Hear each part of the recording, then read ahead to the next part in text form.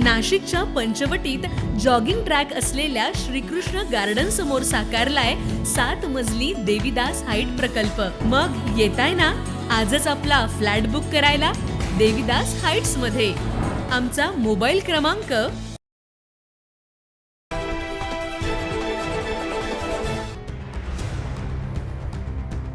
नाशिकचं बहुचर्चित असलेलं TCS कंपनीतील प्रकरण दिवसेंदिवस गाजत असल्याचं पाहायला मिळत आहे। TCS कंपनीतील संशयित निदा खान हिनं 2 दिवसांपूर्वी नाशिक रोड न्यायालयात अटकपूर्व जामिनासाठी अर्ज केला होता। या अर्जावर आज सुनावणी पार पडली।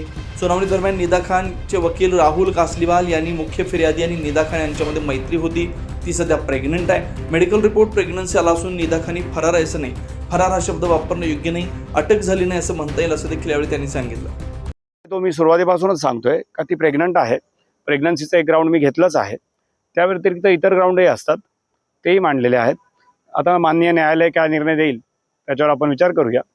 याच्यामध्ये दुपारी आता सरकार पक्षाने एक मुदतीचा अर्ज दिलेला आहे, परंतु आजचा जो सुनवाईचा मुद्दा होता तो फक्त अंतरिम सुनवाईचा होता, त्यामुळे आता दुपारी काय निर्णय होतो ते कळेल। बघा, मेडिकल रिपोर्ट माझ्याकडे प्रेग्नन्सीबद्दलचा आलेला आहे, त्यामुळे तो फरार असताना काढलाय का किंवा काय याच्यावर मी नाही सांगू शकणार।